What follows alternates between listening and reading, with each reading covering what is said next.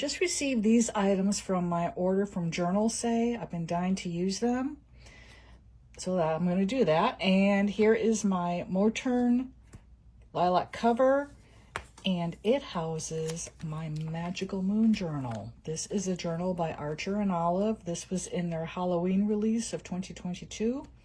I'm an Archer and Olive affiliate, and all my codes and discount codes are down below in the description. And here are some goodies that I pulled out from my collection to use in this journal.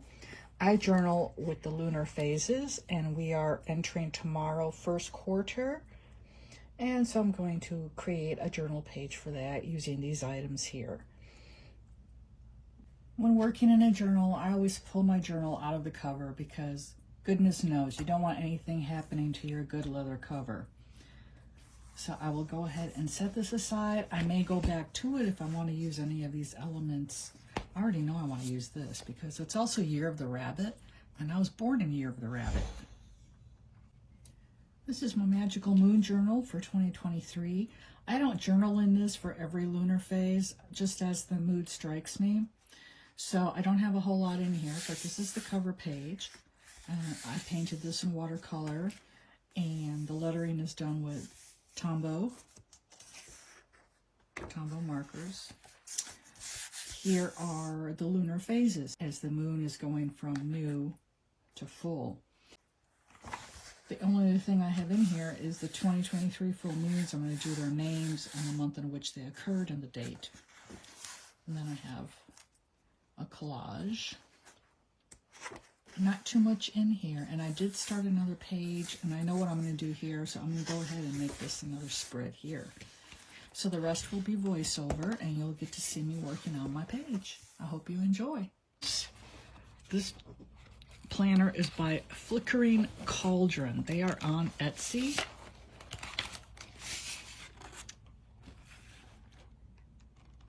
And it's called The Moon Diary. Here are some watercolors that I'll be using. These are handmade watercolors by Kim Lebeau, and she is on Instagram.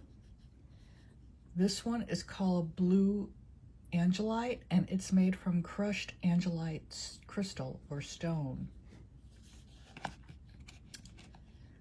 This one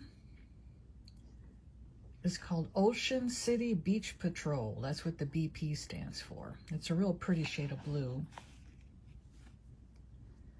This one I'll be using for the moon. This is Granula Tang Gray. And I don't know, I felt kind of moved to use some pink.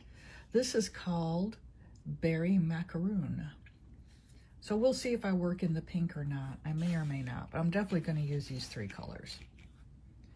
And what I like to do with my pages is I like to either paint something on them or just paint the background.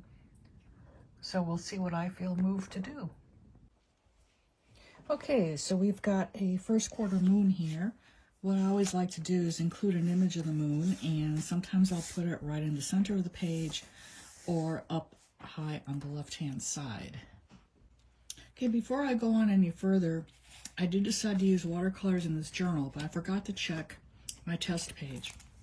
I always test pens and watercolors in a journal because paper is different. Even if the manufacturer is the same from journal to journal, the quality of the paper can differ, especially after the pandemic. So regardless, even though this is an Archer and Olive and I have a bunch of their journals, I still do a pen and paint test. And this journal happens to take watercolor very well. This is one layer of 2 colors with some water. This is lots of water with 5 colors. So it does really well, doesn't bleed through, doesn't crinkle up hardly at all. So now I know this is great for watercolor, which is great because that's what I wanted to use. Now I'm going to draw my moon and deciding whether to do it in the center. And I think that's what I'm going to do. I'm going to put it in the center.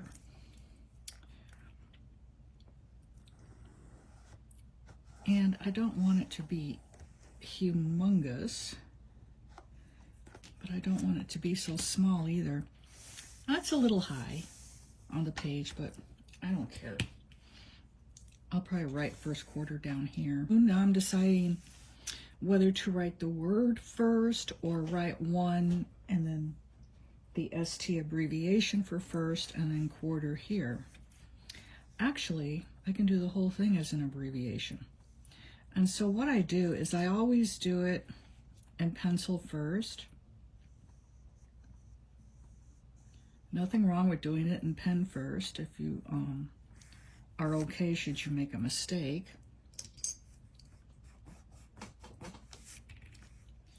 But I always do mine in pencil. See, I got the Q up a little too high.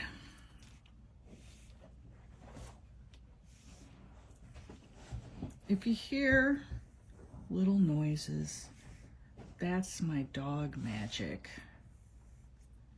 who's playing with a pillow. And there we go, first quarter abbreviated. Then next what I'll do is I'll paint the moon. I might paint a little bit of background here, and I'm going to add ephemera along here and conclude with the lettering. I might do some rubber stamping because I really want to use these to see how they stamp. So I'm thinking these three right above the moon. And then your quarter moon is half visible, half invisible. This is the visible half here. So I'll be painting this a light gray with some darker gray for the craters. This side will be dark.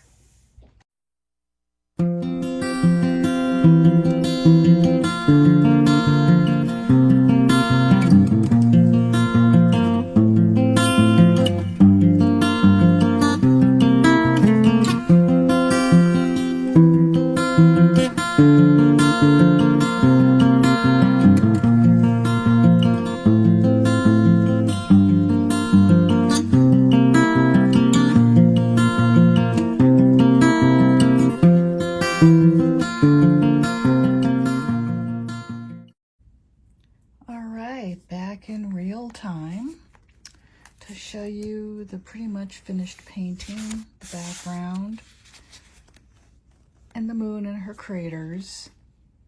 I do like that undercoat of the pink. I'm glad I did do that because it gave me a lovely purple. Now I'm going to do the lettering, and then I'll do some stamping up here, and finally I'll add ephemera along the edges. And I will do that on time-lapse as well, so you're not sitting here for 2 hours watching me do this. Okay, there's one thing I do want to say before I go to voiceover, and that is when you are working with a brand new set of stamps, whether they are cling stamps or wood-mounted stamps, it doesn't matter. Always do some test prints first, because sometimes there's a film on the rubber, or in this case on the acrylic, that will prevent your stamp from making a perfect impression, and you have to run it a few times on scrap paper to get it to look the best it can.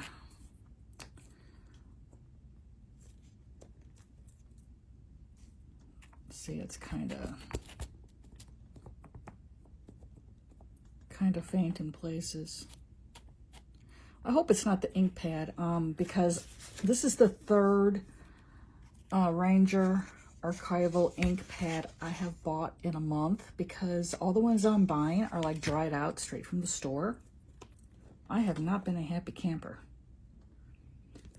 So I have now spent 20 bucks on 3 pads of ink. Okay, that's much better. But it looks like third time is the charm. And usually it just takes like 2 or 3 impressions until you get a clean one so that you can use it. And then I'll do the same with the 2 crescents I want to use. I really wish I could stamp this quickly in real life. Wouldn't that be awesome? And here I am using a paper pad from Journal Say. Every page is different. and I believe I paid $4 for it. So it was really economical, and it's nice paper. I did have issues with the white pens, so I decided to go over it with a gold Sharpie, which turned out pretty good. Yeah, well, fail after fail, but I think I finally figured it out. That looks pretty good to me, and it'll dry just slightly darker than this once it's finished drying. And there's the stamping. I'm really happy with how it turned out, especially since I had to do it over the center of the page. It turned out really nice. Now for the ephemera. And the ephemera I'll be using is all from Journal Say from my recent haul. And you can see that in my previous video here in the card, and I'll also link to it below. Okay, here I am arranging the ephemera. I just took that sheet of paper and tore it up into quarters and glued each quarter in a corner. There's the corner rounder so that the edges of the paper match the edges of the journal.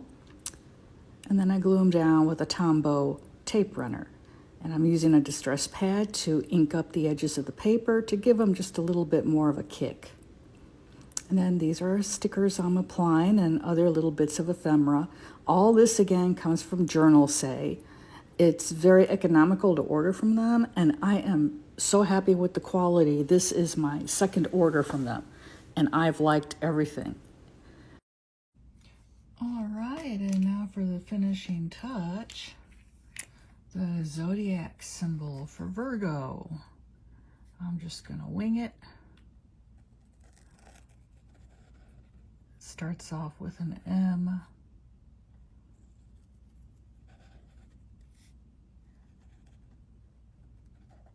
That has a little curved tail.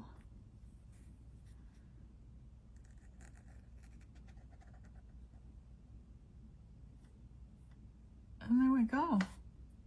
I'd say that's pretty good.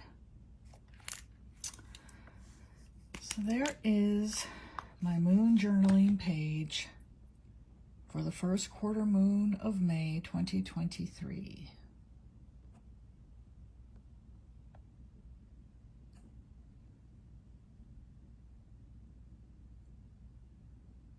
I just love how these watercolors granulate. Again, these are Kim Lebeau colors.